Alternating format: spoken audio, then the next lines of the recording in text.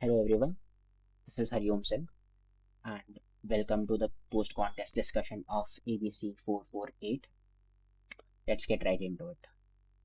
Problem A, you are given a length n integer sequence A, so A1 to AN, and integer x. For I from 1 to n in this order, you have to do the following. If the value AI is lesser than x, then you just update the value of x as AI and output 1. Otherwise, you just output 0, right? So basically in this problem, you are given some array A and some integer x. So let's see here, you have been given 64713, 647, and 3.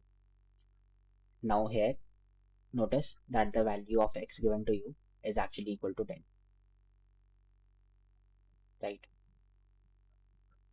So what you will do is that you'll just compare all of these values with the value of x, right? So you'll do that. So compare 10 with 6, you notice that 10 is actually greater than 6. So you move the value of 6 to 10. So the value of x becomes 6. And at this index, you output 1, right? So your output at this index will be 1 because you updated it. Now notice that the updated value of x is 6, right? And now compare 6 with 4. You also notice that x is greater than 4. So you have to update the value of 6 as 4. And then you have to output 1 here.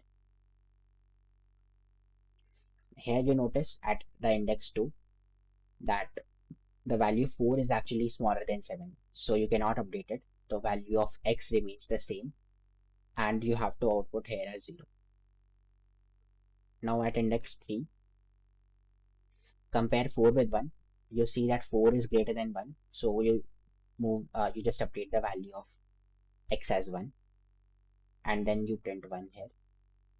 And at the last index, you can see that 1 is lesser than 3. So you have to output 0. So the answer should be 11010. So this is 11010. You can just simulate this process for every array and find your answer. So this is pretty simple implementation based problem. You just have to write the code for it. You can see my submission.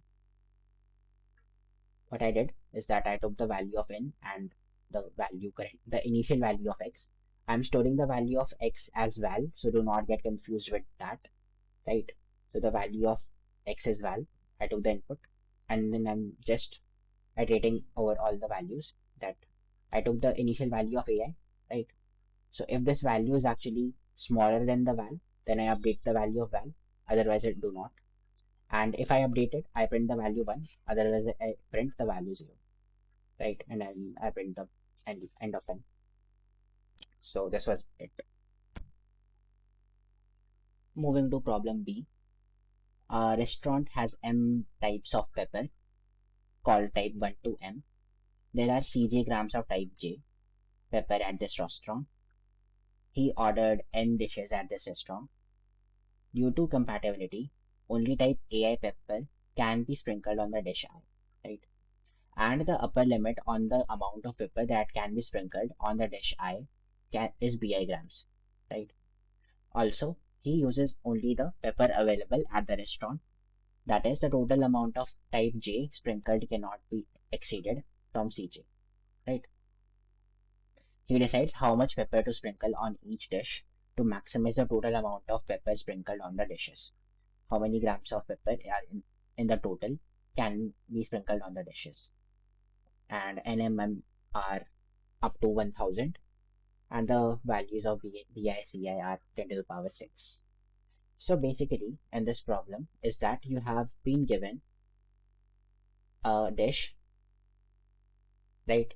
So suppose this dish is something whatever, right? And it can so the pepper that you can pour over this dish is fixed, right? So that is given by AI, right? And there is some level that only you can pour only bi amount of pepper to this dish, right? So suppose some dish is here and the pepper that you can pour over it is, let's say, of type 5. So this is the value of AI, right? And then you can pour only 10 amount of pepper size, right? So that is fixed for every dish. And now what you have to do is that you have to find what is the total amount of pepper that will be sprinkled over all the dishes. And there is also one constraint CJ, which tells you the amount of pepper of type CJ, the amount of pepper of type J that is present, right? So basically, you can imagine that, or maybe you can visualize it, that for each pepper, right? So suppose this is pepper 1, or let's say pepper K, you have a list of dishes that can be used, that can use this pepper, right? So let's say these are the dishes, right? So these are actually the dishes which use this pepper K, right? And we can create this list for every pepper, right? Now the problem tells you that you have to pour this pepper over all of these dishes such that the requirement is that all of these dishes will have some value bi assigned to them, right? Some value b is assigned to them, and you cannot pour more than bi for each corresponding dish, and the total amount of pepper is actually equal to c, right? So all of these dishes have some threshold, that b1, b2, b3, up till b of, let's say we have b of n, right? Or let's say b of p. So total you have p dishes which use the pepper of type pk, and the total amount of pepper that you have is c, right? So you have to optimize, or you have to maximize the amount of pepper that you are going to use in total. So always it is pretty simple to see that it is always optimal to use the entire bottle, right? So if you have some pepper of, let's say the quantity is 15, right? And in total, suppose the sum of all of these bi values is, let's say, equal to, let's say, 10, right? So all of these dishes, they use the pepper of type K, and the sum of the pepper that they will consume is actually equal to 10, right? And you have the availability of 15, right? So you should use the entire thing, right? You should use the value 10, right? So the pepper will be used, so 10 will be used, and then you will be left with 5, right? And that is the most optimal thing to do, because if you have the availability and you have some dish which can use the pepper, then you should use that pepper. So this is one possibility. Other possibility that could you could have is that if this value was 15, right? Suppose this value was 10 and this value was 15. So this value 15 means that the sum of these bi values, that is the total amount of pepper that all of these dishes are going to consume, is actually equal to 15. And you have only the availability of 10, right? So what you should do, you should use the entire thing. You should use 10, right? So you will use 10, and then this pepper will be exhausted, right? So 10 minus 10 will become 0, and then some dishes will be left with. So this was pretty much it for the solution part. You just had to couple all these dishes such that they use the common pepper, right? So you just club all these values, or all of these dishes according to their pepper usage, and you can just take the sum of all of these values, right? And you can just take the sum and minimize it with the total amount of pepper that you have already, right? So that was pretty much it. The implementation will be clear, or the idea will be clear once I show you the code, right? You know, my submissions. Okay. So the implementation is pretty much standard.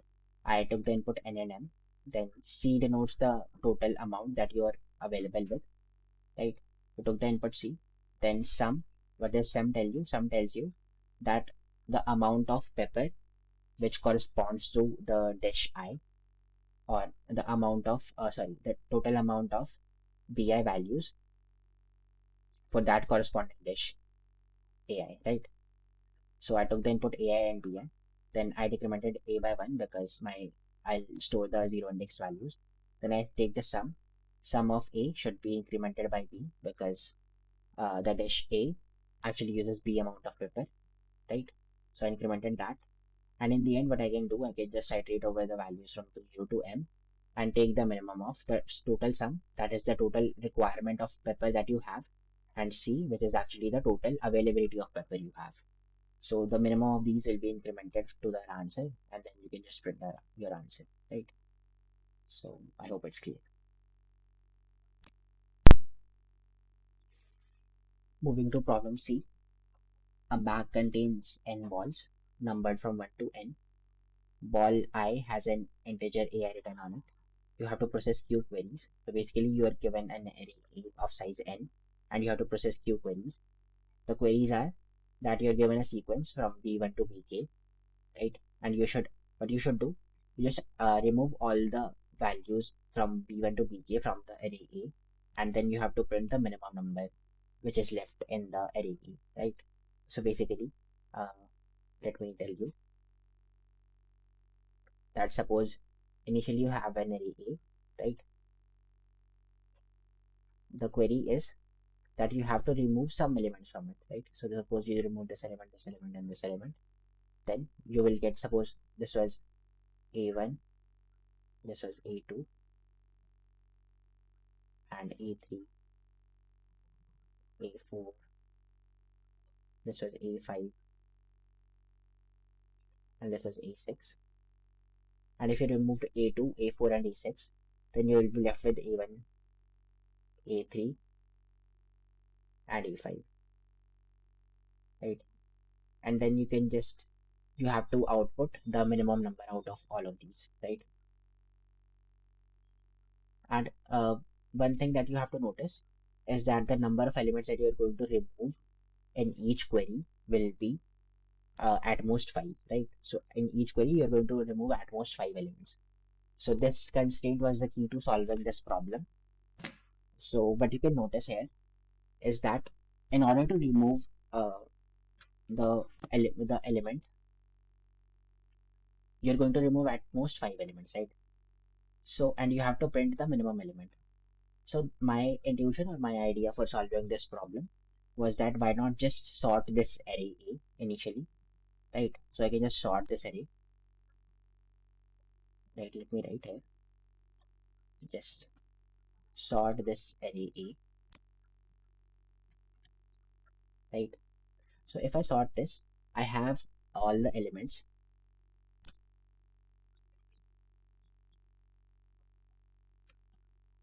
All the elements are in ascending order, right? This is one thing, right? Now notice if I remove some elements from this array A, let's say, do we have an example? Yes. So suppose this was my array A, right?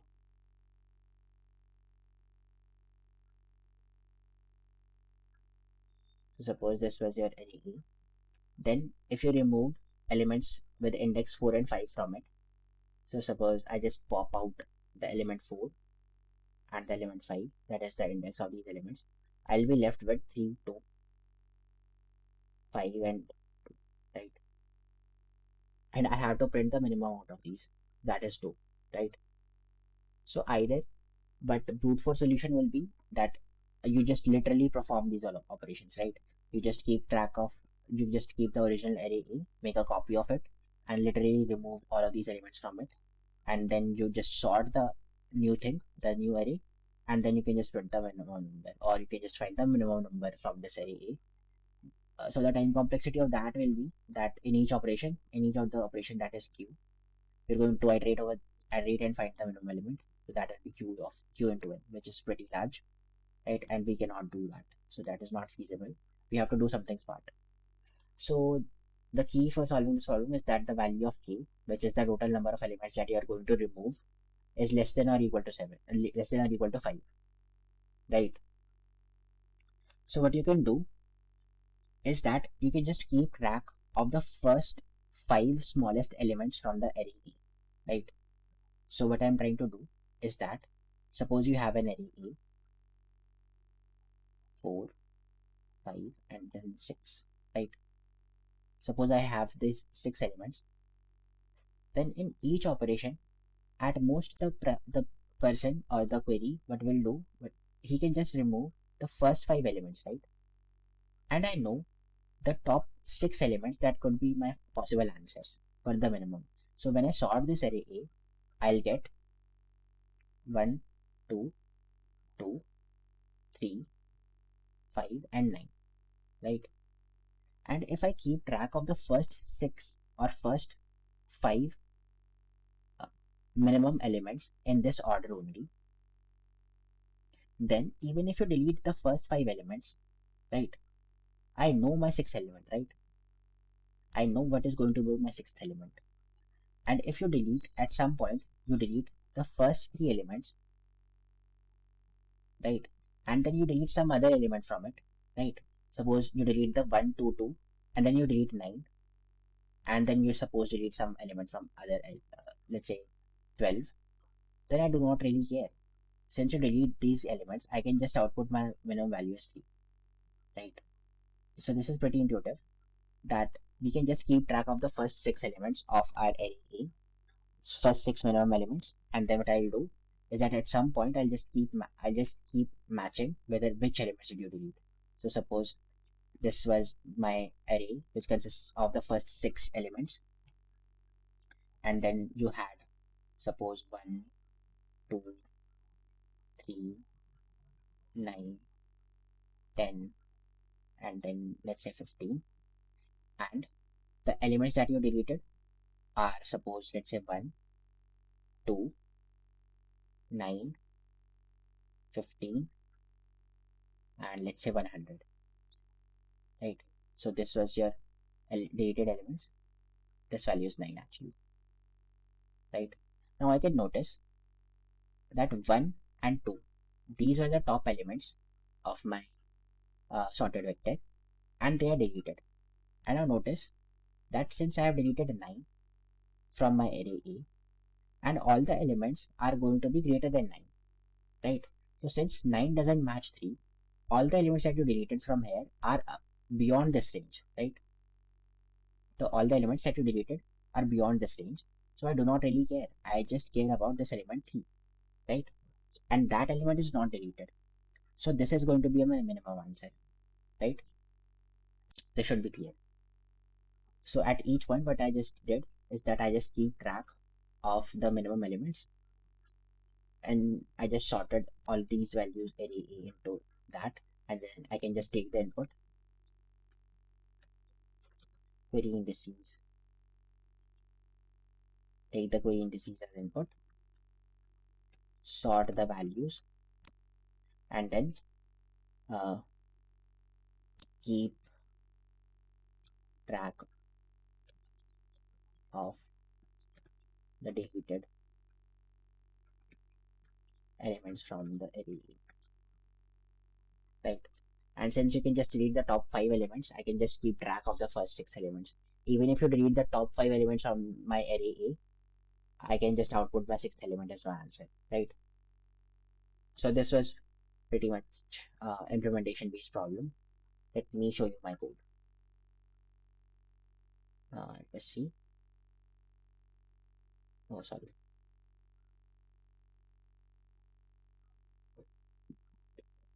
So I took the input as the value n and the query e, and then I took the vector as input.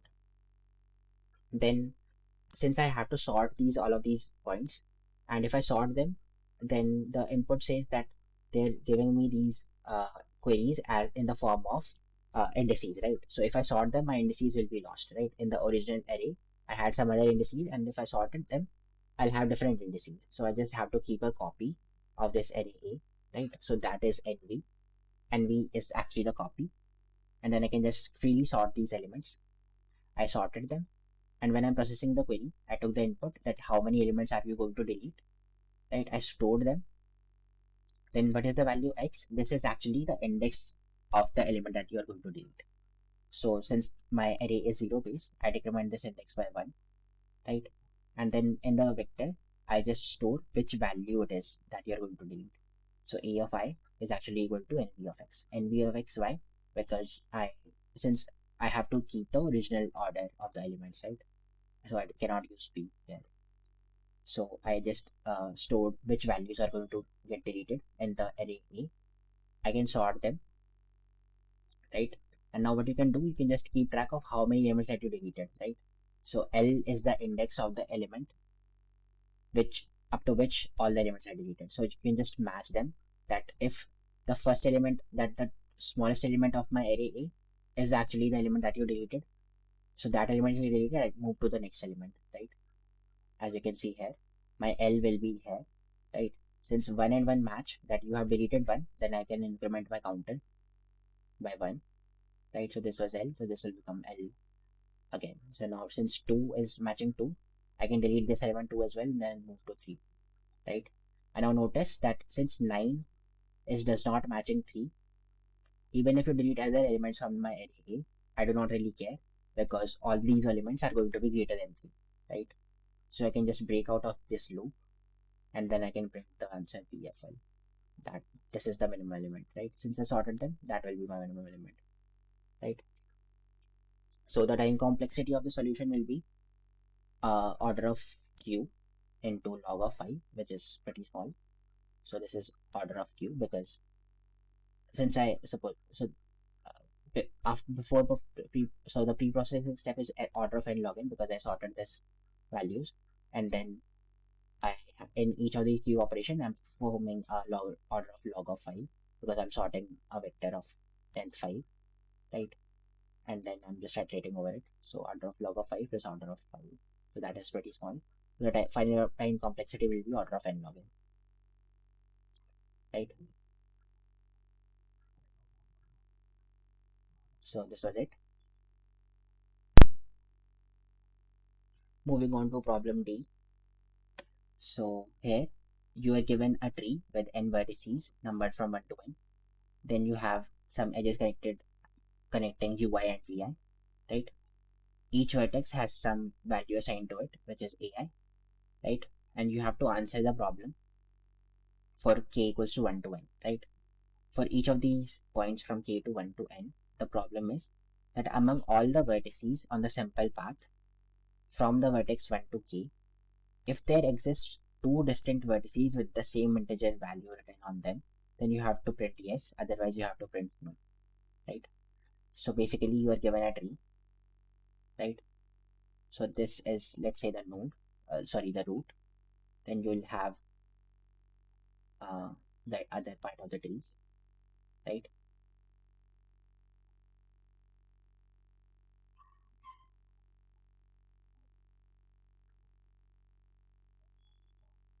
And each of these points can be assigned some value to them. Let's say this value is 1, this is 2, this is 1, this is 3, this is 4, this is, let's call it as, let's call it 1, right? Then let's say we have 5, you have 5, then 6, and then you have here as, let's say, 1 again, or maybe let's say 2, right? Now the problem is that for each value from k equals to 1 to n, right, 1 till n, what you have to do is that you have to answer whether in the path from the vertex 1 of till the vertex k, if you get any value repeated twice or more, then you have to print yes, otherwise you have to print no. So what I mean by that is, suppose you visit from this route, right? This is the route, and then you visit from here along this path, and then you get to this value 3. So this is the simple path, and this will be unique for every node, right? So suppose this value is 3, And then in the path you get what? You get 1, 2, and 3. And all of these values are occurring only once, right? So for this value, the answer will be no, right? The answer will be no. On the other hand, if you see that if you visit this node, then you get 1 to 1, right? And now notice carefully that this value 1 is repeating twice, right? So the answer for this vertex will be yes, and the answer for this vertex will be no, right? One more interesting case is that if you visit from this vertex to this vertex, right? Now in this path, what you get is 1, 4, and 1. So the answer will be yes for this vertex. Now, if you observe very carefully, the answer for the entire subtree of this vertex will be yes. Why? Because since the answer for this vertex was 1, so the answer for this vertex was yes. If you move to any of the other vertices of this graph, you get 1, 4, 1 and some other value, right? What I mean by that is, in any of the subtree of this portion, you'll get 1, 4, 1. This value is fixed, right? And then for this vertex, you can have 5, right? And then for this vertex, you can have 5. So this is the value for this vertex. And suppose for this vertex, you will get what? You will get 1, 4, 1, 5, and 6. And this value is again fixed. Now notice carefully that this value 1, 4, 1, that is fixed for every node of the subtree, right? And 1 is getting repeated. So it doesn't matter what the values we are going to add in after this, after we have 1, 4, 1, the 1 is repeated, right? So we have found one such pair, and that lies in the path from 1 to that vertex. So since 1 is repeated, I am going to answer that answer for all of these points. That will be yes, right? This is a very essential claim for solving this problem.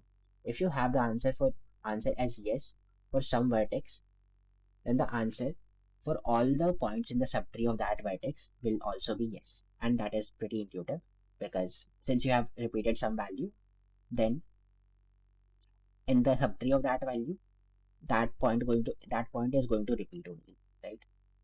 You're just going to add some value to it. Nothing is going to get removed, right? So that was pretty much it. If you just observe this, then you just need to know how do you implement this entire idea, right? So what you can do here is notice that if you have this subtree, if you have this tree, right? Let me delete all of these things. So in this tree, notice that what I will do is that I'll just maintain the frequency of all of the points, right? All of the points 1, 2, and 3, and 4, right? So I'll just create a map which will tell me what is the frequency of all the integers that I have visited till now, right? Now suppose that I am iterating them using a DFS traversal. Then what I will do, suppose in this case only, if I move from 1, then at position 1, I'll have the frequency of 1 as 1, right? When I move to 4, what I will do, I'll just add one more element, that is 4, to my map, right? So I'm just storing the values of map here, right? So clearly the value of 1 will be 1, because the frequency of 1 will be 1. Now notice that when I move to 4, 1 is different from 4. So I'll just add 4 to my map. So the frequency of 4 will also be 1. Now suppose that I move from 4 to this value 2, right? And when I move to 2, I'll just add it to my map, and I'll say that the frequency of 2 is 1, right? Now, is there something present beyond this 2, right? There is no subtree of 2. So what I'm trying to do is that I'll just remove this element 2 from my map. So when I remove it, I have to update the frequency of 2. Since 2 is no more going to be considered, right? So what I will do, I'll just remove this frequency of 2 and reduce it to from 2 to 0, right? Or in other words, I can just clear this frequency, right? So since 2 is deleted from the map, I am again at 4. And in the DFS traversal, what you do, you just move to the next value, right? Now you are at 1. Now notice that since you have deleted this value 2 from your map, and you have already one occurrence of 1 present in the map, and here what you are getting another 1. So we can say that 1 is repeating itself, right? So the frequency of 1 will increase from 1 to 2, right? So this will become 2. And since any element becomes 2, I know that there is a duplicate present in it, right? So the answer for this vertex will be yes, right?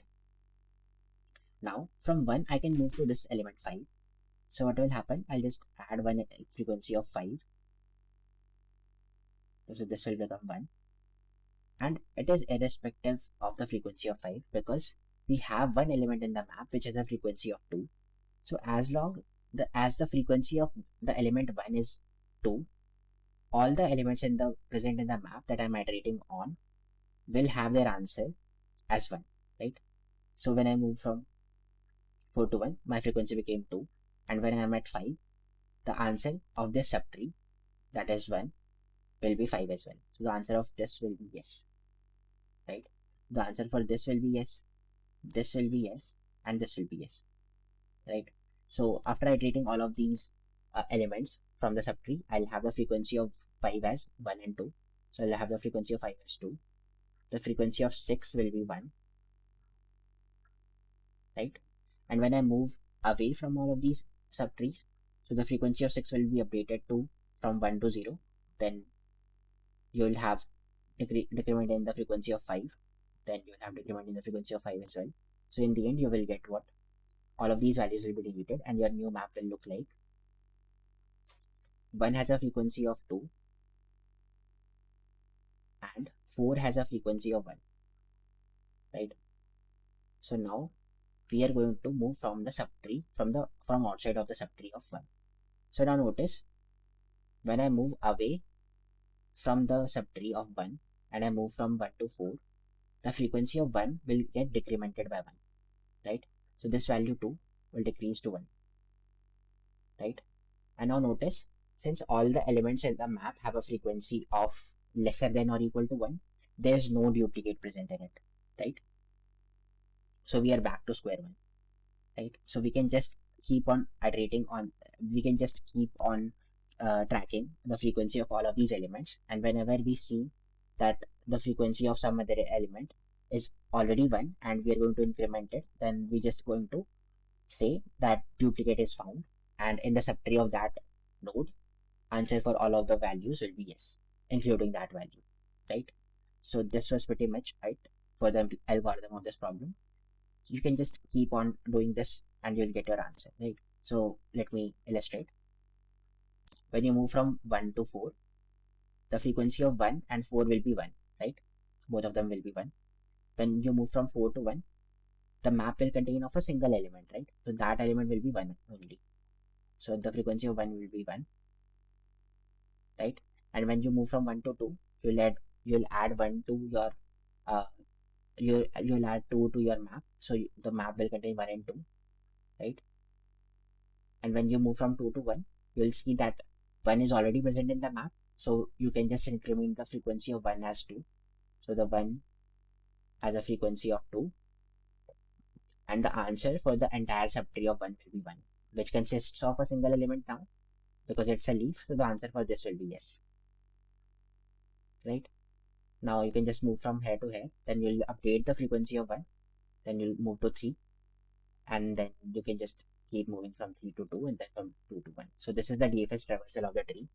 And the algorithm is that keep a track of all the elements, the frequency of all the elements, and whenever you see that a duplicate is found, the answer for the entire subtree of that node will be yes, right? So that was pretty much it. I just implemented this only, right? You can see that in my submission.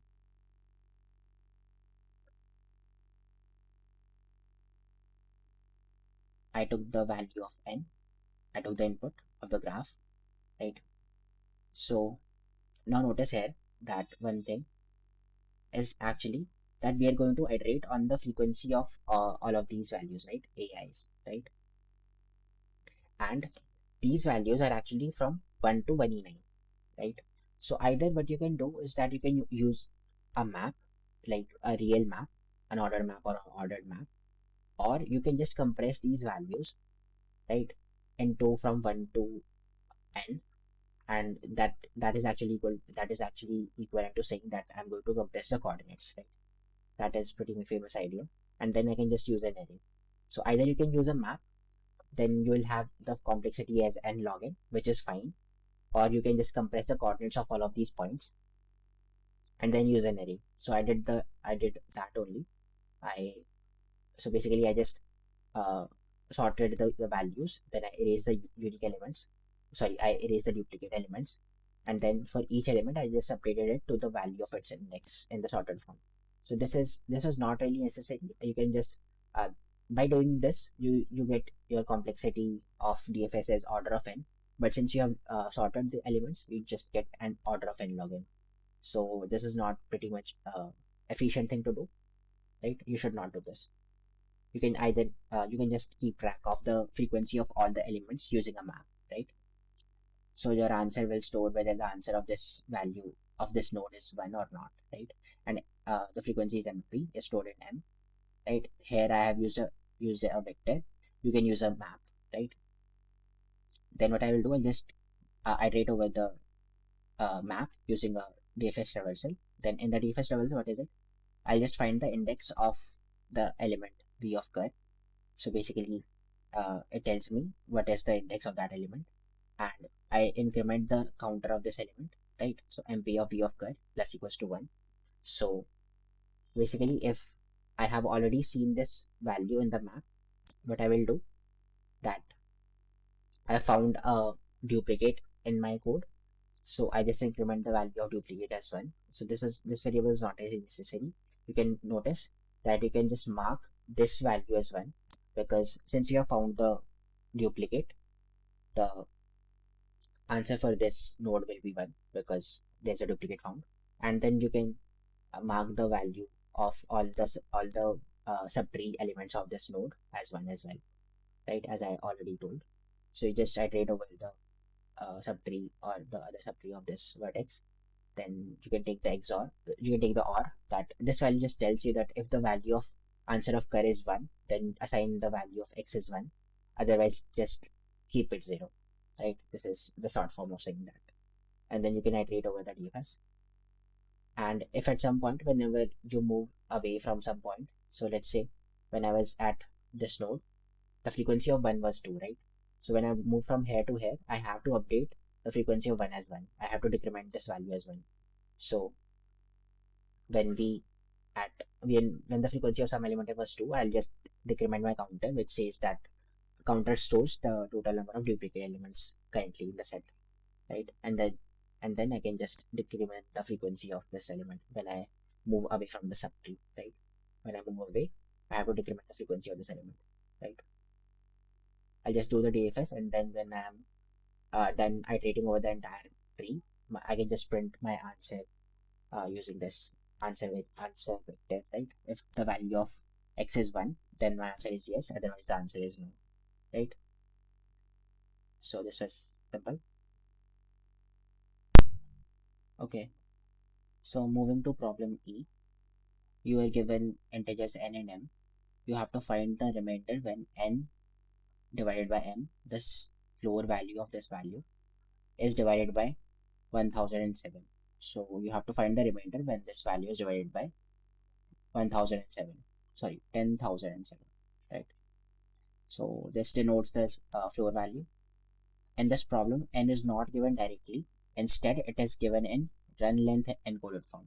So what is this form? Is that uh, basically you do not have to read this. Basically, you have to see that n is given to you in this form: C1L1, C2L2, C3L3, and up to CKL3.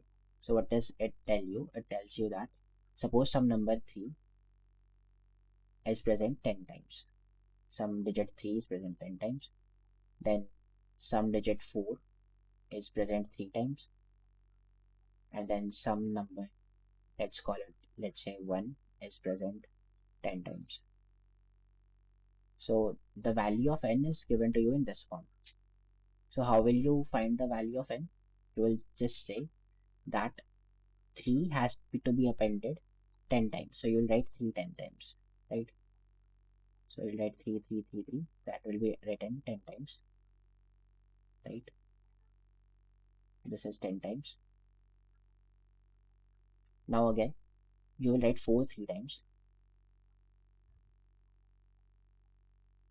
So this will be 4. That will be 3 times. And then you'll write 1 10 times, right? So this will be written 10 times. So in this way, you are given the value of n. So obviously, you cannot just find the value of n because the value of L is 10 to the power 9. So you can have 10 to the power 9 copies of some number, right? And the value of k is 10 to the power 5. So these blocks can be 10 to the power 5. So the number n can be at most of around 10 to the power 5 into 10 to the power 9, which is around 10 to the power 14, right? So this is not feasible for you to write this in this form, right? So what we have to do is that we have to find the value of n divided by m and divided by 10 to the power but 10,007, this value model, right? So the first thing that you should notice is how do you actually go about found if you do not even can find the value n, then how about finding the value of n divided by m, which is divided by some number, right? So there's this property that says that when you have to find some number, let's use this color. If you have to find n divided by m, the floor value of this thing, modulo some number, let's say p, right? You have to find the remainder, right? So actually, remainder means that you have to take the modulo, and whatever this value comes, you have to enter output that. So let's just denote this value as r, right? So you have to find this r, right? Now, since you cannot find n, how do you go about finding this? So let's do some maths, right? Uh, I'm going to prove something that I'm going to prove that this value is can be written as n modulo p into m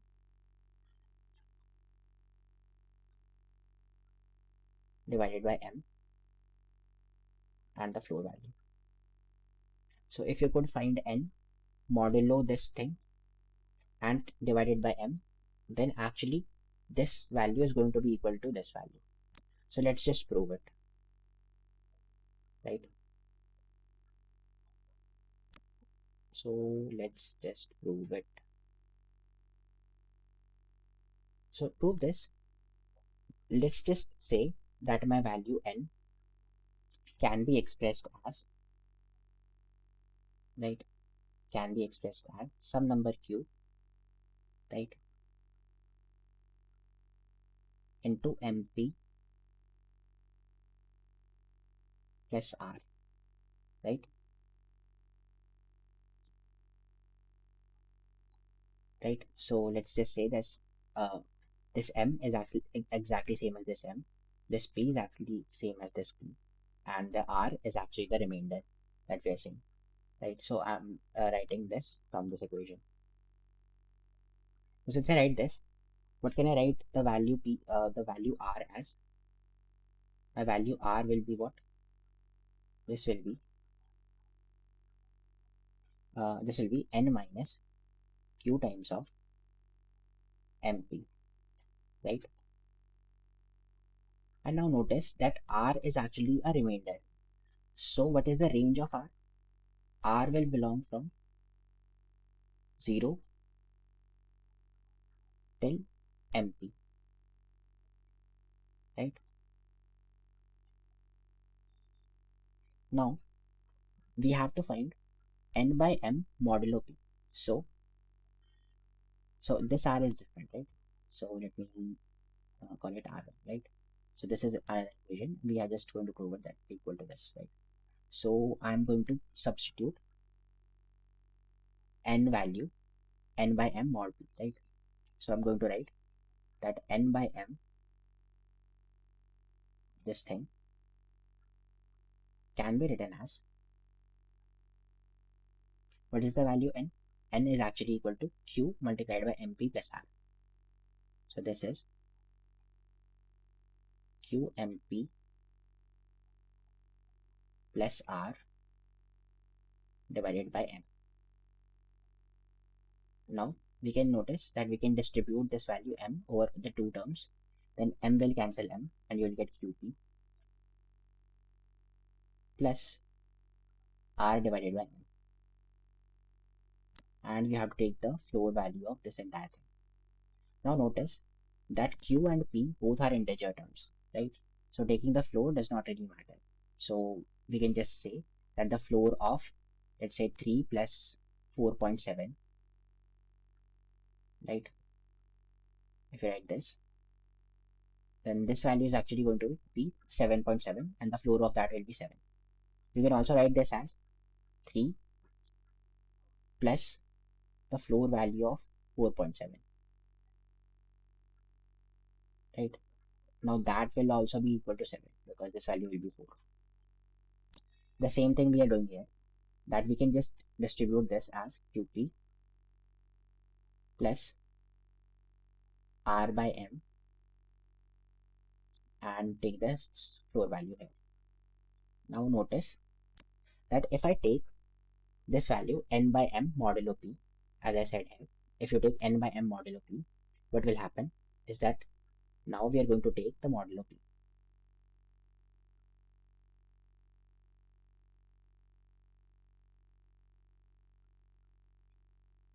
So we are going to take modulo p on both sides. So our left hand side will become n divided by m, the floor value of this thing, modulo p, equal to qp plus the floor value of r by m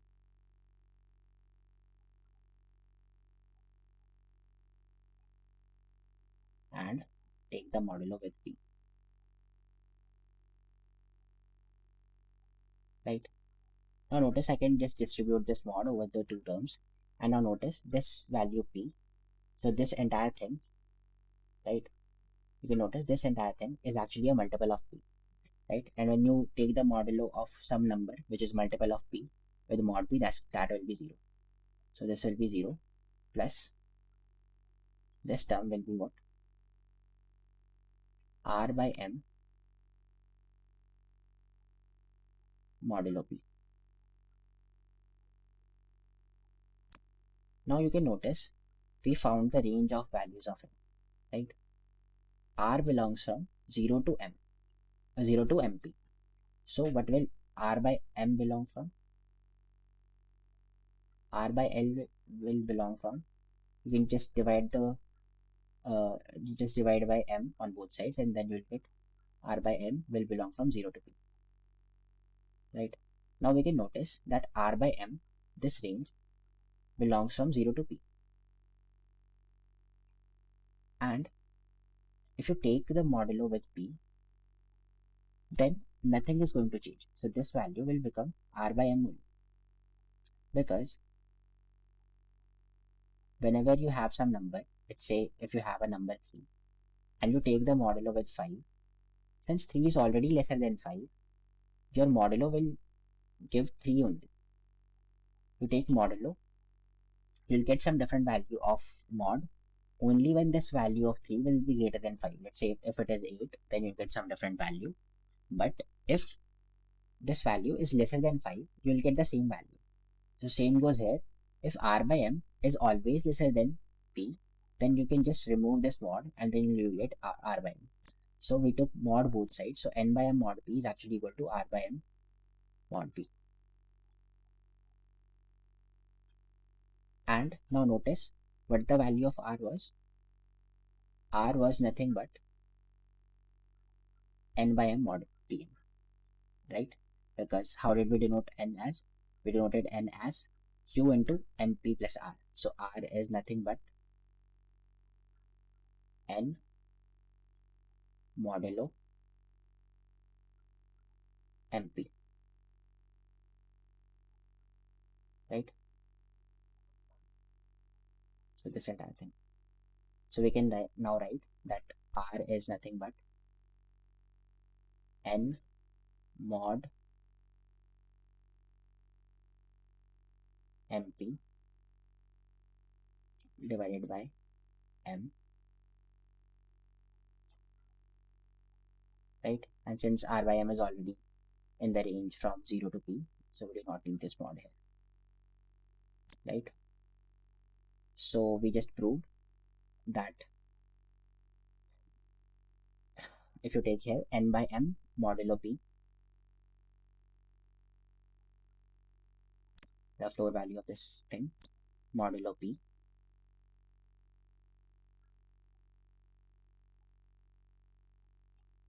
is the same as n into modulo of mp divided by m, right?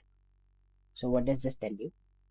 This tells you that if you have to find n by m modulo some number, this value is p, then you can write this as n modulo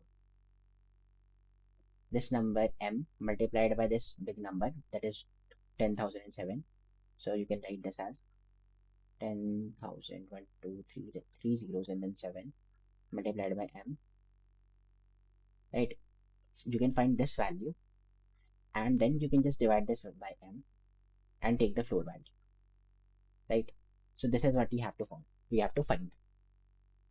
So now we are clear that what is our focus, that we have to find this value n somehow, and then if we do it, we just find it with the modulo 10 to the power 7 multiplied by m, and then whatever the answer that we get, we just divide it by m, and then we just output it, right? So this is, so all that is left to do is just find this numerator, right? How do we go about finding this numerator? So finding this numerator, we have to see how was m generated. You can notice that n was some appended copies of some digits some number of times, right? So 3 was appended 10 times, 4 was appended 3 times. So how can we do so? Suppose that here k is 6, so you have 6 numbers or 6 blocks, 6 digits are going to be appended, and the value of m as 7, right? So how do you append this? How do you find n? In this case, n is what?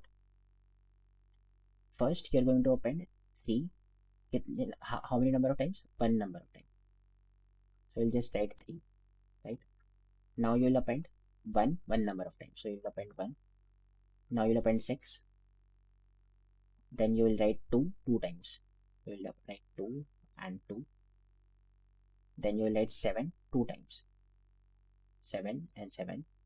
And then 6 2 times. 6 and 6. Now let's just say that if I had not written this number 6 in the end, right? Now notice that I had the number only of this form, that my number was 3 7 6 2 2 7 and 7, right? And suppose I'm going to add 2 more 2's, right? So I'm going to write this append 22 to this number.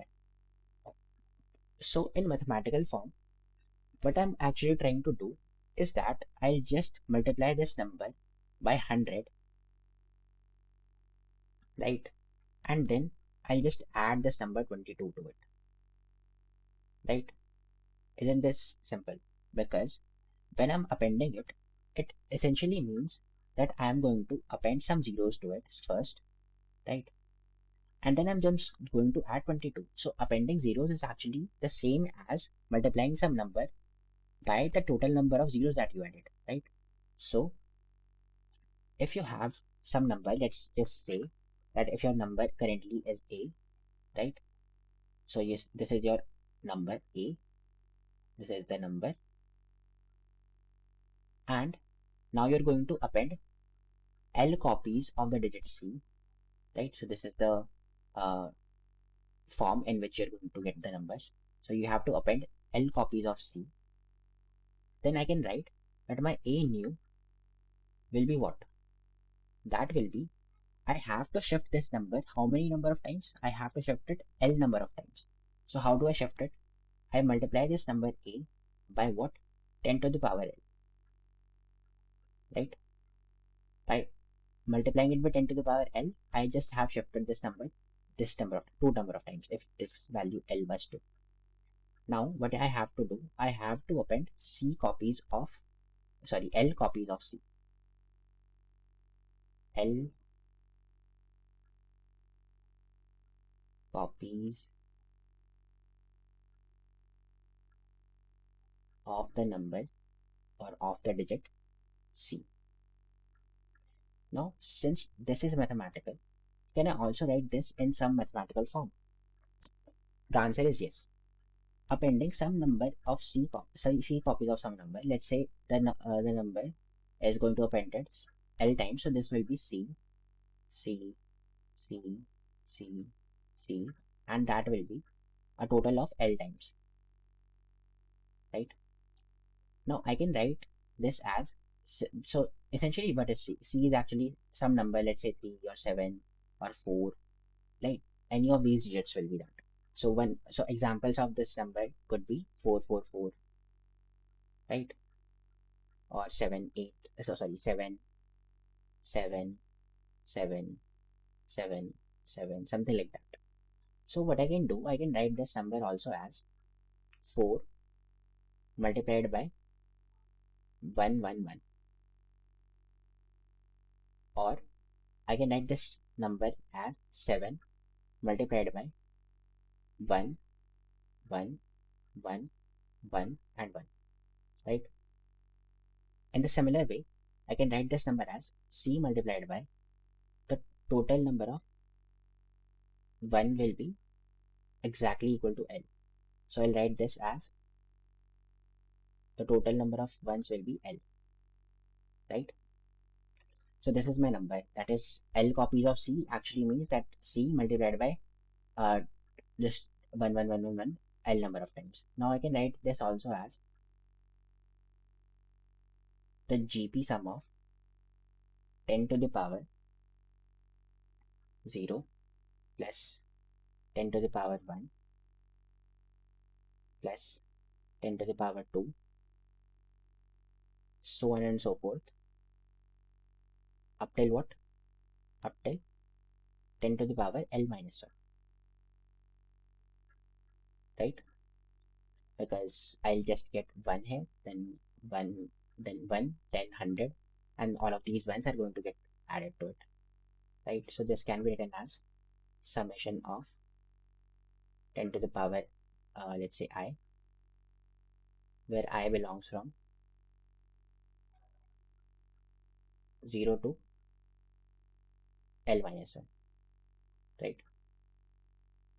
So this is my right hand side, and so I can combine both of these things. So my A new after performing one operation will be equal to A old multiplied by 10 to the power L plus C into 10 summation of this thing, this GP, right? So this is my AN. Now if I perform all of these operations repeatedly, one after the other, then in the end I will get my value N as a result, right? Because all these intermediary values are actually the values of N after after performing an operation, right? So I have to find this number N modulo M into P, right? So I have to find this number N modulo M into P, right? As we already said here, that our main aim is to find this number N modulo M into P, right? This value is P. So what can I do? In order to find that, if you notice carefully, why cannot we just take the, since now notice that I have to do this, right? So one idea that can pop into your mind is that why not just do this iteratively? We can find the 10 to the power L value using the binary exponentiation and take the modulo with MP. We can set the mod value as MP and take the binary exponentiation. We can multiply two numbers in the binary form into the modular form. We do modular arithmetic, and since the value of c is also given, we can multiply c with this AP sum, sorry, this GP sum, and take everything in the modular form, right? But that is not possible. Why? Because if you expand this, you will get 10 to the power L minus 1 divided by 10 minus 1, that is 9. Now the problem is that you can, if you take this MP and you take the mod with it, it might not be possible or it might not be necessary. This value 9 is co-prime with MP, right? So in order to find the inverse of some number, that number has to be co-prime with that modular value, right? So you cannot do that. So one thing, so there are basically two ideas from here. In the contest, I actually found a way in which you can calculate this without worrying about this 9. I actually found a divide and conquer technique in which I'm finding this AP sum, sorry, this GP sum. The second idea is that you multiply this entire equation by 9 and then you can take this entire modulo thing and that will be pretty much simple with a simple implementation, right? But since I coded something different, I am going to explain that as well, right? So my idea is that the trouble that you're getting into is that you're not able to find this value, right? This value freely. Why? Because you are going to get this value 9, which might not be co-prime with this value modulo MP, right? So how do we go about finding this GP sum? If you are able to find this GP sum for each of these digits C, then we are done. We can just find it. We can just iterate this. If you find this GP sum, what we can just update the value of A here and then move on to the next digit and keep performing these operations. And in the end, you will have the value of N mod MP, right? So now what you will do, you will find the value of this GP sum. How can you write this? You can write this as any value that I'm going to feed can be of two types, right? So this is L, right? I have to find this GP sum. It's denoted by S, right? And I'm going to find S of L, right? So S of L is nothing but 10 to the power 0 plus 10 to the power 1 plus 10 to the power 2 till what? Till 10 to the power L, right? L minus 1, right? So this is the GP sum, and S of L will return me this value modulo MP, modulo M into P, right? So how do I do this? I can partition this into two forms. First is that, so basically my idea is I want to write this in such a form that I'm able to recursively call a function, right? So how do I do this? I can write this as, if this value L is odd, right? There are two cases there. If L is odd,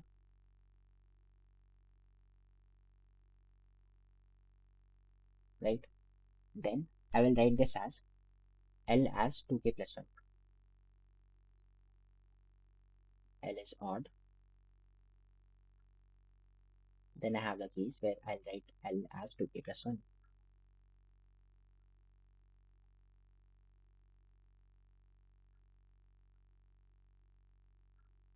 right? So how can you write this as now? You can write this as 10 to the power 0 plus 10 to the power 1 till what? I can write this sum till 10 to the power k uh, right, 10 to the power 2k minus 1.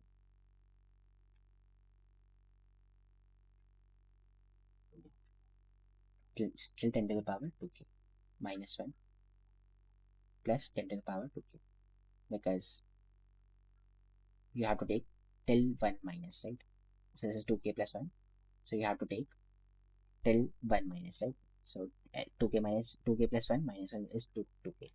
So you can write this as this 10 to the power 0 will be 1 plus, now take 1, so take 10 common from here. So you can write this as 10 multiplied by 10 to the power 0 plus 10 to the power 1 plus all of these values, right? You take the sum, and the last value will be 10 to the power 2k minus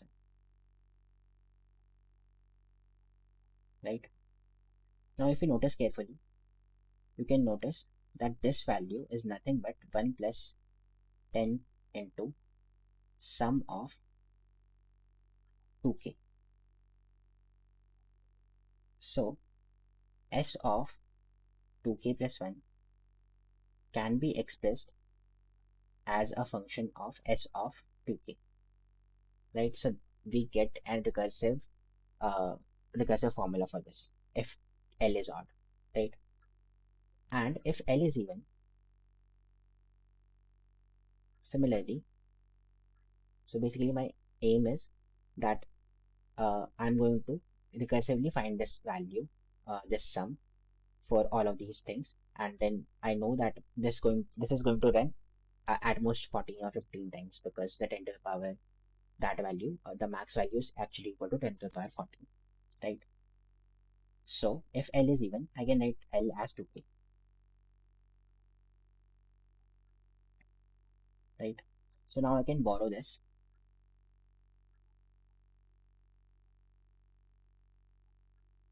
I'll write this as, I will copy here, right? Right. Now I can write this as, if L is 2k, I'll get the sum till 2k minus 1. So this is nothing but s of 2k,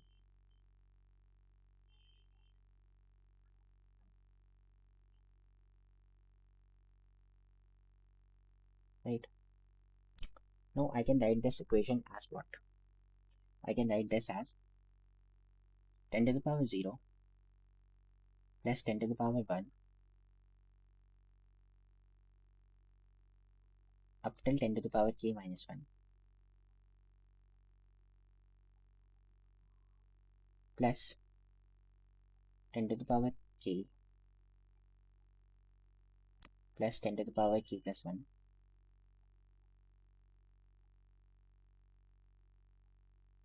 right? And so on and so forth up till 10 to the power 2k minus 1. Now notice that I can take 10 to the power k common from here, and this is nothing but, from the similar arguments, we saw that this was 10 to the power 2k, right? On the similar argument, we can say that this is nothing but 10 to the power k minus 2. Sorry, 10 to the power k. Sorry, this is nothing but h of k, this term. Plus, we can write this as 10 to the power k common, and then again you will get 10 to the power 0 plus 10 to the power 1, and so on and so forth. This sum up till 10 to the power k minus 1. So now again this thing is actually 10 to the power, sorry, s of k. So I can write this as s of k, right? Since both of them are there, I'll write 1 plus 10 to the power k, right? So now we have a recursive formula for finding the value of s of k as an expression of s of uh, smaller values, right? So, and the base case would be that if s of 0 will be 1, right? And you can just simulate this process of finding, you can just now, to find the value of n modulo something, you can just apply this thing where Now you have the way to find this value summation of 10 to the power I using a recursive function s, which will tell you that value, right? Now all of these things can be calculated modulo with MP, right? And then you're good to go. So what will be our game plan? Our game plan will be that we'll start with n equals to 0, right? And then what you will do, you'll just keep appending, you'll just keep applying this formula, and in which you will do, you'll just multiply this value that initially this will be 0, so this will be multiplied by 10 to the power something. So let's just say that here only we saw that you had one copy of 3, right? So n was initially 0 and you had one copy of 3. So your n new will be what? 0 into 10 to the power 1, which is 0, plus what? One copy of 3, right? So this can be written as one copy of 3 will be 3 multiplied by 1, right? So this is nothing but 3. After this, finding this value of 3, what you will do, you'll just shift it by 1. So you'll multiply this 3 by 10, and then you'll add 1. So this again will become 30, or whatever this was. It was 1, right? And so this will become 31. Note that this value is not 7, this is 1, right?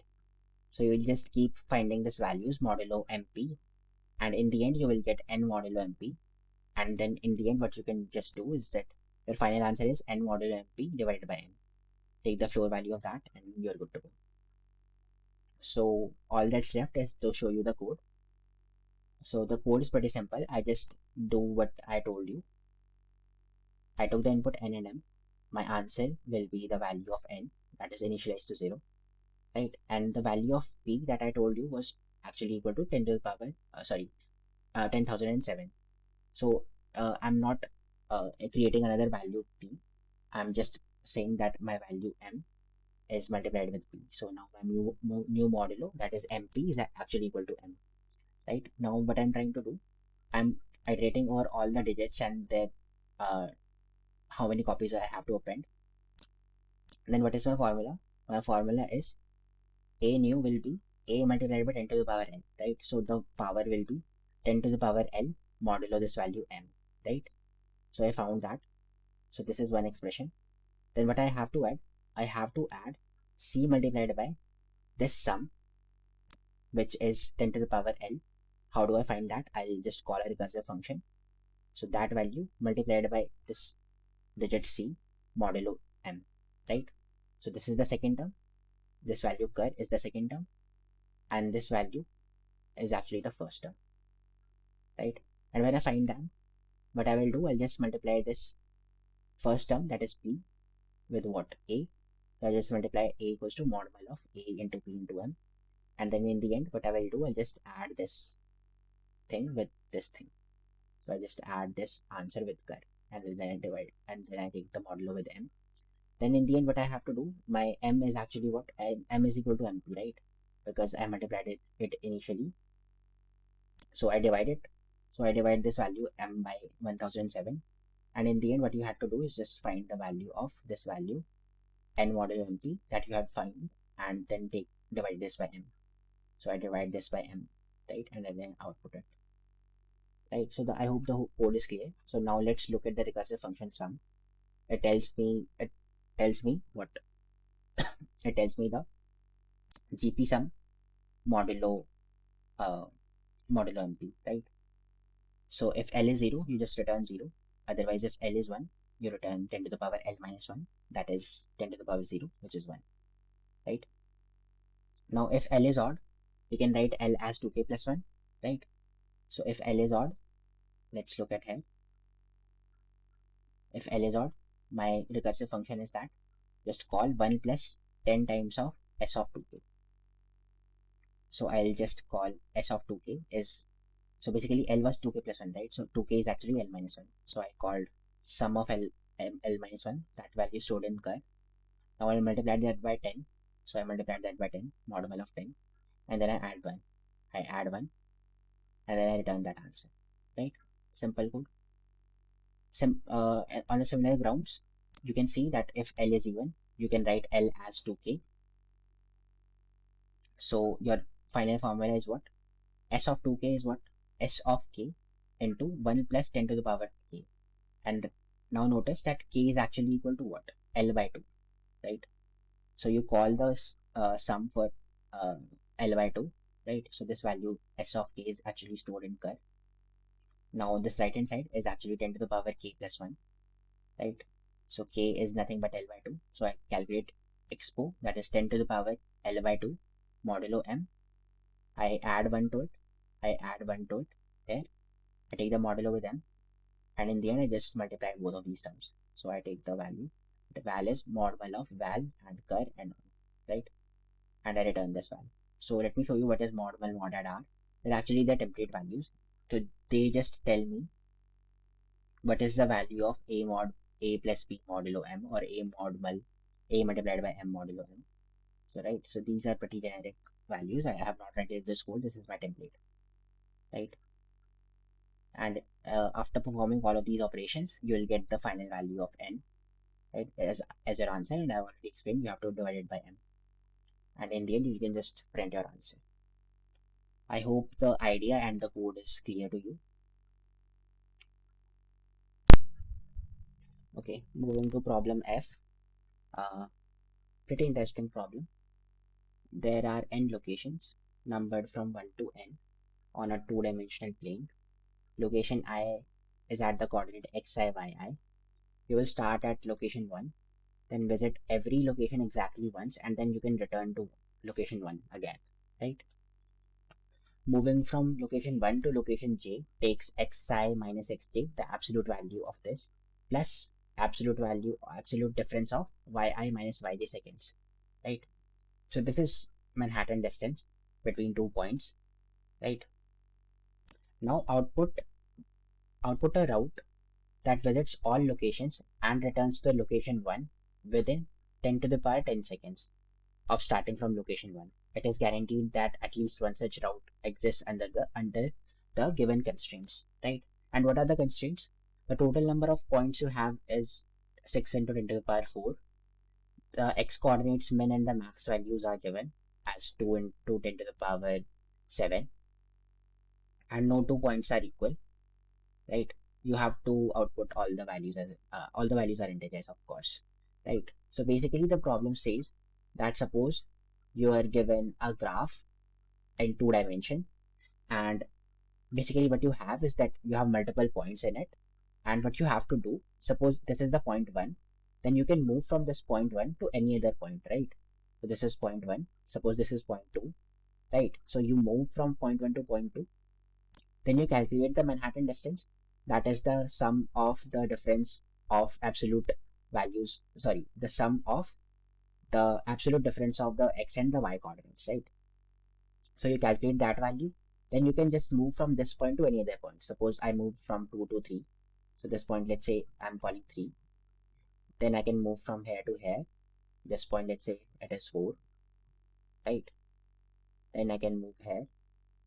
I can move here, here, and then finally I can come here. And note that I'll have to move from this point to point 1 again, right? So basically I have to make a round trip of all of these points. And what the problem tells me, it tells me to find such an order of visiting all of these points such that the Manhattan distance sum over the entire route should be lesser than or equal to 10 to the power 10, right? So there are multiple possible routes, right? This is pretty clear, because suppose at this point, when you were at point 4, you had multiple possibilities, right? You can visit either this point, or you can visit this point, or this point, or maybe this point as well, right? So there are multiple possibilities of visiting all of these points in multiple fashion, and you have to find one such order in which you want to visit these points such that the condition is satisfied, right? Such that the this Manhattan distance sum value should be lesser than 10 to the power 10, which is again a very large value. So All we have to do is just find one order in which we should visit all of these points, right? So one very natural way which can come to your mind is that you why not just sort all of these points according to their x values, right? We can just sort them according to their x value in ascending order, and then we can just visit all of these points in that order only, right? So this is very natural way of thinking, but the problem with this is that these values are pretty high, right? So suppose you say that your algorithm is to visit, right? Let me enhance it. So visit all the points in increasing order of x coordinate, right? So this is one way of thinking, but it has a problem. What is the problem? The problem is that if you do so, what will happen is that suppose there are 2 points, right? Let's call them x1 and x2, right? And they have some y coordinate. So let's just draw them like this. That will be more clear. Suppose here are 2 points. This point is x1, right? And then the other point x2 is very far from it, right? So this vertical distance, let's call it y. This is very large, right? So suppose this distance is 2 into 10 to the power 7, right? So what will be the Manhattan distance? Manhattan distance will be x2 minus x1. That is the difference between their x coordinates, right? Plus what? Plus this vertical distance between them, right? This vertical distance I'm talking about. So this distance will be 2 into 10 to the power 7, right? This is your distance for one such pair of points. Now let's just say that, so you claim that you sorted these points, right? So let's just assume that this x2 minus x1 distance is very small, right? So this is the distance, let's call it d, right? And let's just assume that this value is very small and 2e7 is very larger than that. So d is approximately equal to 2e7, 2e7, right? Yeah, or 2 into 10 to the power 7. Now notice that this distance is for one such pair. Now in the worst case, what can happen is that you will have these points in this order only, right? So one point will be at the bottommost, then the other point will be at the top, then the next point will be at the bottom, and the other point will be at the top. So you can see clearly that you will have to perform these kind of moves, right? And in each of these moves, the total y that you are getting is 2e7, right? So what is the total distance that you will get? The total distance is approximately equal to what? One such distance, the total distance will be this distance d multiplied by n, right? Because there are n such points and you have to make a round trip. And in each of these pairs, you will get the distance of d. So this distance is d, then this distance is also d. Then every of each of these distance is actually equal to d. So when you sum all of these distance, you will get d into n, and you can clearly see that this will be 2 into 10 to the power 7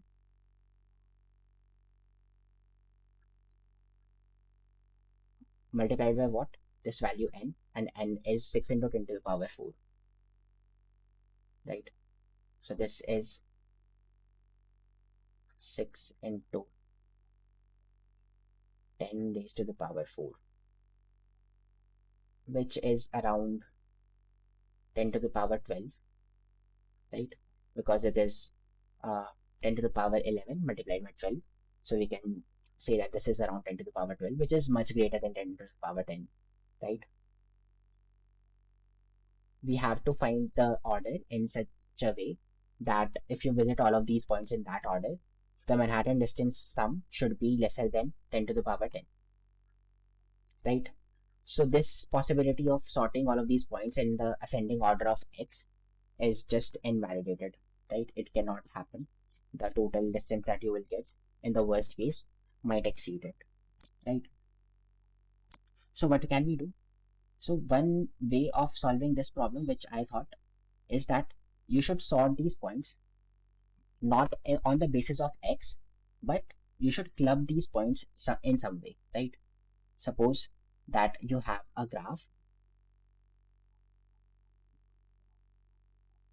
right? Suppose this is your graph. Then I tried that for all of these points. So suppose this is one point, this is another point. We have these points in increasing or decreasing order, whatever, right? These are the order of these points. Then what you can do is just notice that if you divide all of these points into blocks, let's call them each block is of width, let's say w, right? So this is one block. I am dividing all of these points such that each of these blocks will contain some number of points, right? And the distance w is uniform for each block, right? Now notice that each of these segments that I get, they are of width w, right? And what I will do, that all of these points are now divided into segments, right? Now, my intuition was that why not just visit all of these points in an increasing order of y, right? So suppose this is the first point that I'm considering, and this is point 1. Then I can move to point 2, which is in this block only, right? So what I'm trying to do is that I'm not going to visit some point, let's say if this point is in the sorted form of x, then my intuition is that my mechanism for solving this problem is that I will visit all the points of this current block first, then I will visit the other points, right? So suppose some point is very far from here, let's say 3, and if I have the possibility that some point here, let's say this point is 3 prime, right? Then I will not visit this element first, right? So I am not allowed to change the coordinate, or sorry, the block in which I am currently residing, right? So I will visit 3 first, and I will not visit 3 prime, even though the distance is lesser than the distance between 2 and 3 prime is lesser than the distance between 2 and 3, right? What happens by solving, by having this mechanism? Let's do some maths on it, right? So suppose that each of these uh, blocks have a uniform width of w, and my claim is that in each block, what I will do is that I'll move in such a way that I'll visit these points 1 first, then 2 first, then 2, then 3, and then when I'm at the topmost point, which is at the highest point of this current block, then what will I do? I'll just move from this point, that is 3, to some other point of the next block, right? So now I will visit, let's say this number, which suppose this is the topmost element of the second block. So this is the second block, and this was the first block. Then I will move from the topmost point of the first block to the topmost point of the second block, right? Now what will I do again? That I will move in the descending order of the y coordinate. So now I can move to 3 prime, right? Now I'll move to this element, which is at the border. Now I can move to this element.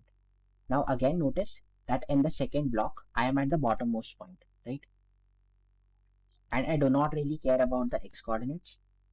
And in each of these blocks, I am fixing that in each of this block, I will just iterate on the points in the ascending order of their y values. And when I shift the block, I will move in the descending order of the y values, right? So I am here now. Now what will I do? I'll move to the next block, which contain other points, right? So I am at the bottom, so I'll move to the bottommost point of the next block. right? So this is the bottommost point of the next block. Now what will I do? I'll just move to the next upper element of this block. Then I'll keep moving in this fashion. And suppose this was the last point.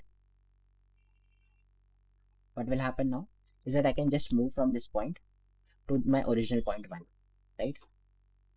So I can move from here to here, right? So this is my mechanism of visiting all of these points.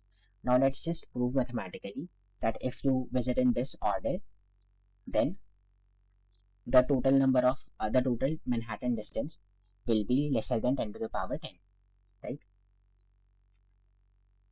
So what happens if we divide divide the entire 2D plane into blocks? So let's call the total Manhattan distance d as dx plus dy, right? What is dx? Dx denotes the Manhattan distance, this value, for all of the points x, right? We can separate these values x and y and solve them independently because they do not really depend upon each other. So what I'm trying to do, I'll just sum all of these x's and y's in separately. So this is actually equal to summation of xi minus xi minus 1, right? For I from 1 to n.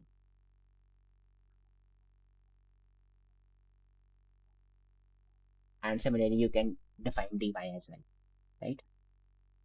So this is xi and minus xi minus 1. Now notice that what will be the value of dx in the worst case, right? So what I'm trying to do, I have divided all of these, all the entire plane into blocks. So what can happen in each block, that I will move the total distance of w, and how many blocks can I have? I can have total of n by w blocks, right? So the total move that I will make will be equal to what?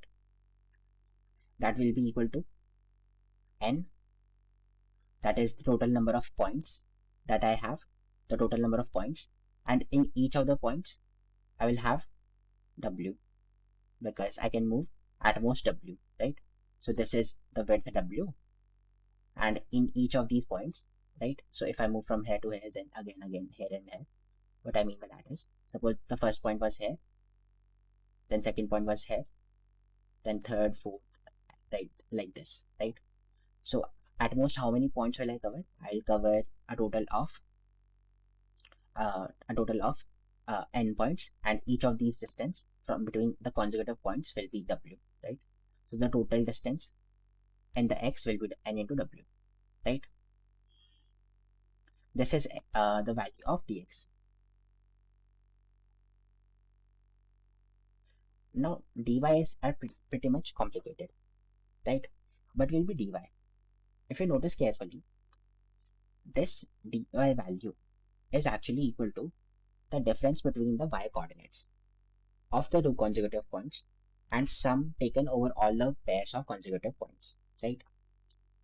So in each of these consecutive points, what can happen, that my first element could be at the bottom, right?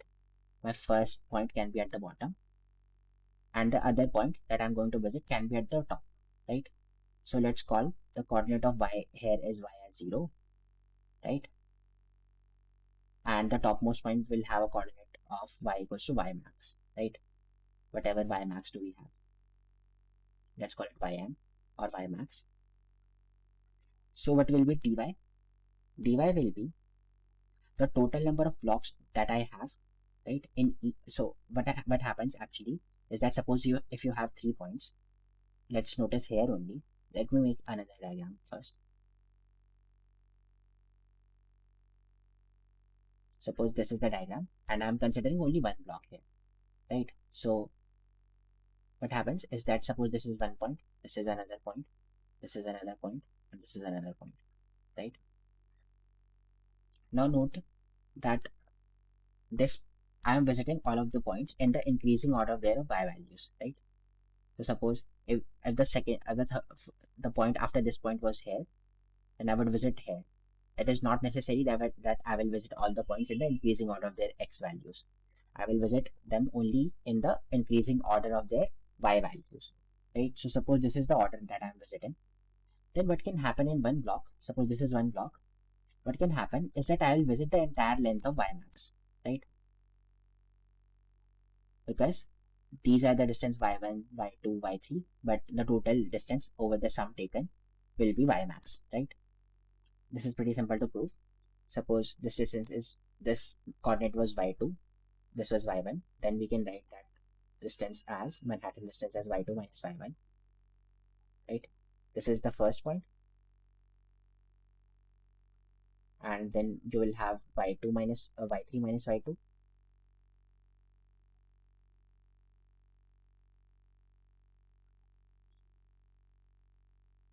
right? And then you will have y4 minus y3,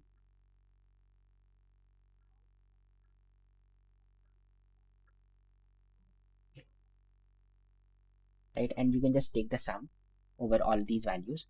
Now notice that here y2 will cancel y2 plus y2 and minus y2, and y3 will cancel y3, right? And this is the telescopic series, and in the end you will get yn, that is the y max, that last point of this block, that is ym, minus what, the last point of this extreme point, that is the bottommost point, that will be y1, right? Now we can clearly notice that y1 will be very small, so we can approximate this distance as ym, right? That is the y max, which is nothing but this value 2 into 10 to the power 7, right?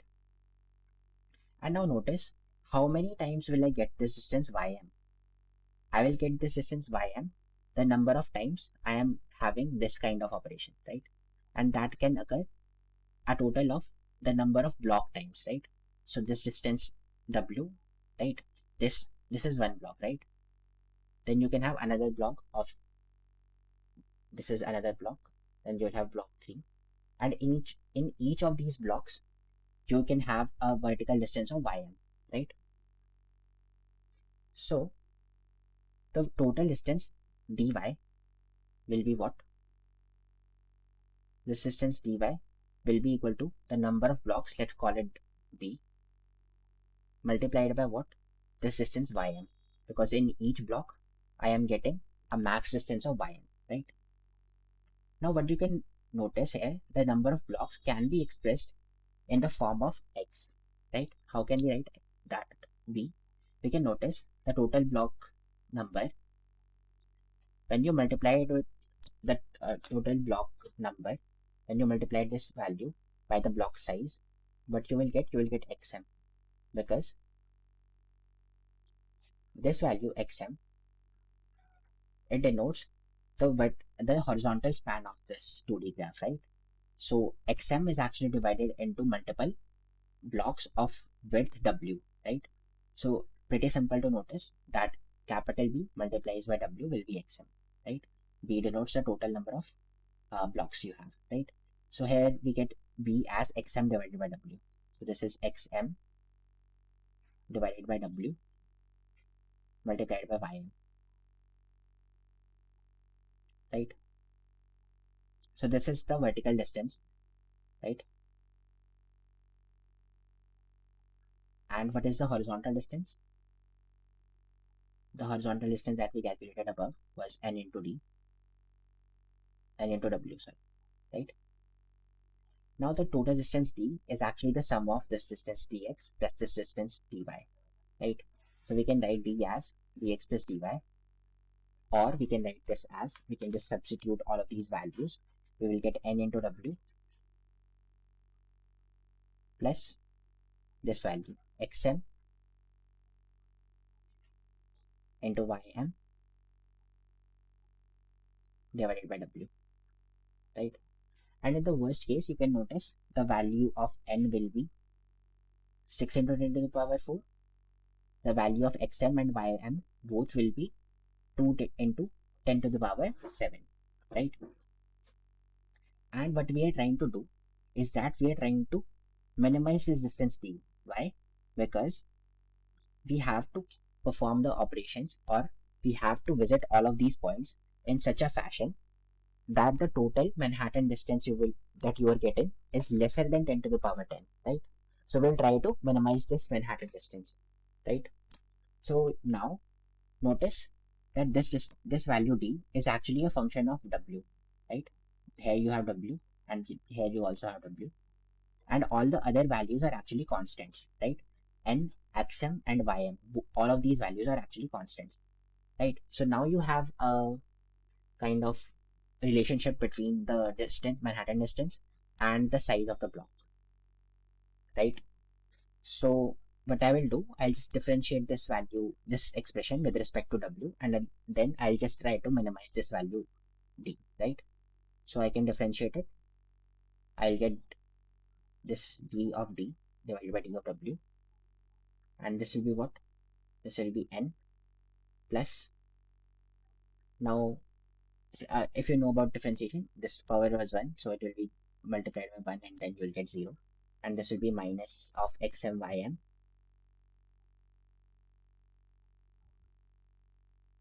divided by w squared, right?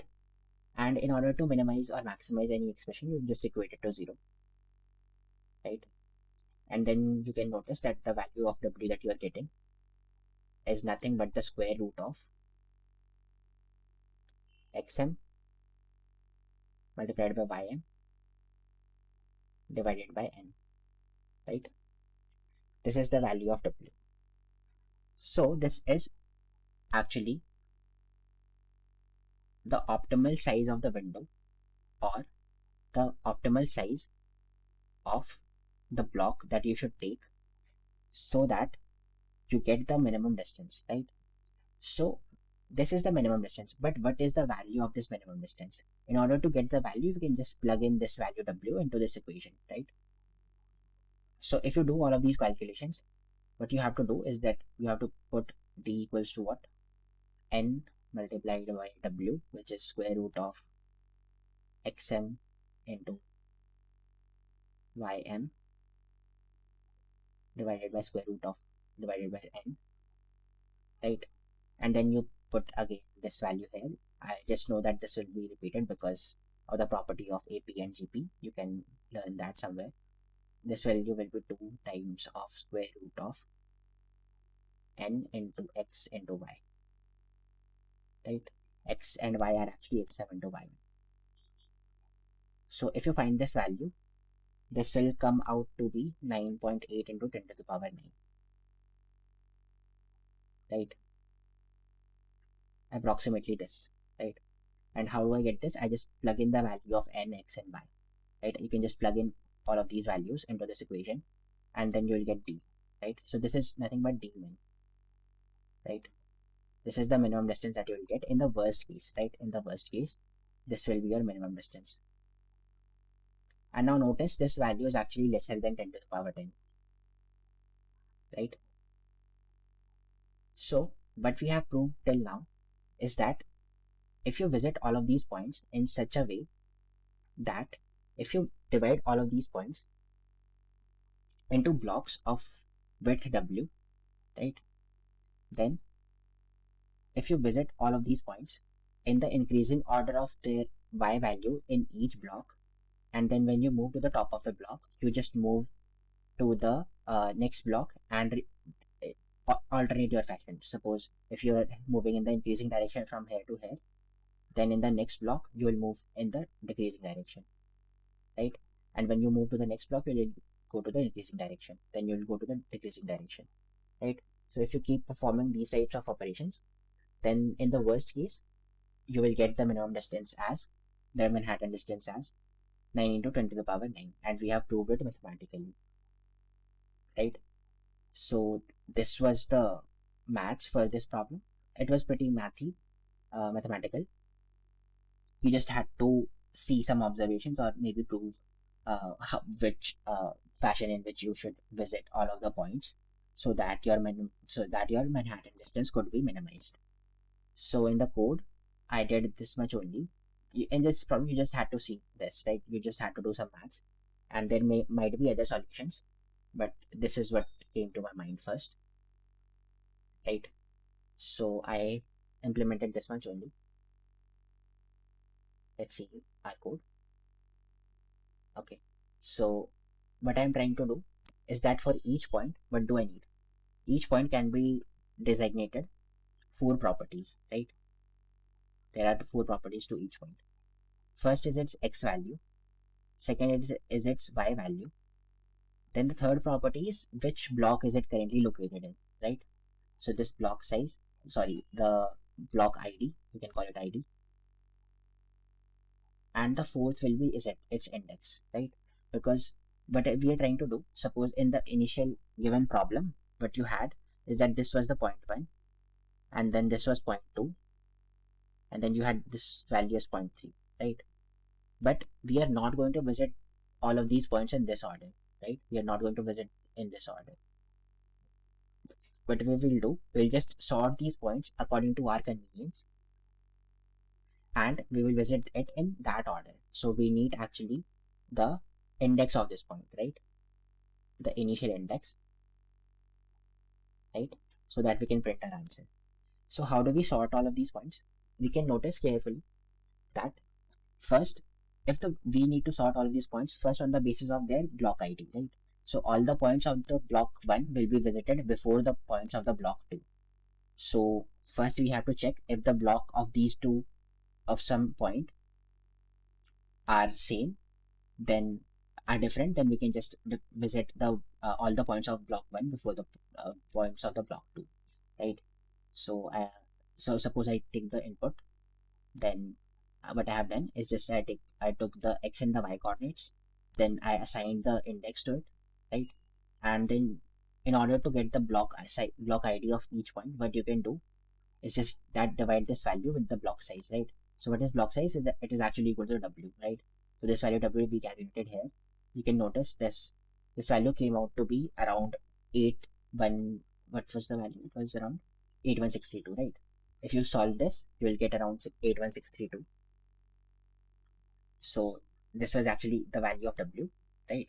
So you can denote the block ID by dividing the x coordinate of the block, x coordinate of the point by the size of the block, right? I did that. Now you have the block ID, you have the x coordinate, you have the y coordinate, and you have the index. So in order to sort all of these points in the fashion, what you will do, you'll just say that all the points of the block X will be visited before the points of the block Y. If they are different, then the blocks will be sorted in the ascending order, right? So I did that. If the blocks of 2 points are different, then you can just visit all the points of the lesser block before the points of the higher block, right? So I sorted them. Then notice that if you have some block, then if 2 points are to be compared in a common block, then what you will do, you'll just keep on alternating the fashion, right? So what you will say that if the block ID is actually odd, then you can just visit all the points in the increasing order, or if the block ID is even, then you can visit all of these points in the decreasing order. So suppose this will be our zigzag fashion, right? So if the block ID here is odd, let's say 1, then I'll visit them in the increasing order of their y coordinates. Otherwise, if the block ID is even, then I'll visit them in the decreasing order of their y values. So this will be 1, 2, 3, 4, and you can just alternate all of these points, right? So I did that. So if my block ID is odd, then I can just do increasing order, otherwise I can do decreasing order. And x of 1 and y of 1 denote the y coordinate, right? And the x coordinate I do not really care, right? Because as I already explained here, we do not need to sort x coordinate, we just need to sort the y coordinates in each block and sort all of the points basis on their blocks, right? So once you sort all of these points, what you will get is the correct order, right? We just proved that just now, that if you visit all of the points in this order, then your the Manhattan distance that you will get will be this, right? So now notice that what we have to do, we just have to start from the point 1, right? We just have to print our answer from the point 1. So 1 will be always at the starting, and then other points will be in some order that you need to find, right? So what will happen is that I just found the coordinate of the point 1, right? So I just iterated over all the numbers and then I checked whether if the index of any point is 0, then that is my first point. Then I'll just break and then I can just print all of these points in the then I can just print the index of all of these points in that order only because this is now sorted. So I just increment the counter and take the modulo within, right? So this was the maths for this problem and hope I hope that it's clear. So one thing I would like to clarify here that why are we just taking this alternate order? If you do not take this and suppose that I comment out all of these points, right, then you will get a wrong answer. You can see here that if I comment out this point, this part, that I can just if the so let's just copy this code. Let me show you something. I'll just copy this code and then I'll print. What I will do, I can just yeah. So this was correct only. Now notice here that if the blocks are not same, then I'm visiting the block with the lesser value first and the value with the other block second. Then I can just sort all of these points into y coordinates. So suppose what I'm trying to do here is that if I submit this, I'll get a wrong answer. Why? Because my distance, the Manhattan distance will be larger than 10 to the power 10, right? Why will that happen? That will happen because suppose if you have this graph, right? Now what will happen is that when you divide all of these points into blocks, right? Suppose these are 3 or 4 blocks, and when you move in the increasing order of that x, increasing order of their y, then what will happen if you do not sort this? Then in the second block you will start from here, right? Right, and then you will get here, right? So now notice in each of these blocks, when you transition from block 1 to block 2, you are getting this value is extra ym, right? This value is extra ym, right? And then you're again getting ym here. So in each block, you're getting twice of ym, right? But in our initial approach, if we perform this curve-like operation, then in each block, what will happen is that I'll just visit all the points from here to here, and then I'll just get ym, right? And when I move from here to next point, if I get ym, then I have already visited all of the points of the block 2. But here, if you notice that when I move from this point to this point, I have not actually visited any point, right? And now I have to visit all the points and then I'll get an accumulated distance of ym as well. So for each transition, I'm getting extra value of ym.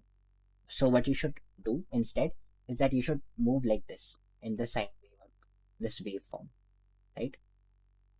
Because if you do so, in each transition, you're actually going to visit every other point of that block.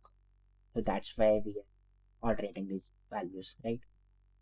So if I submit this code where I do not transition in a waveform, then I'll get wrong answer because my total distance would be greater, right?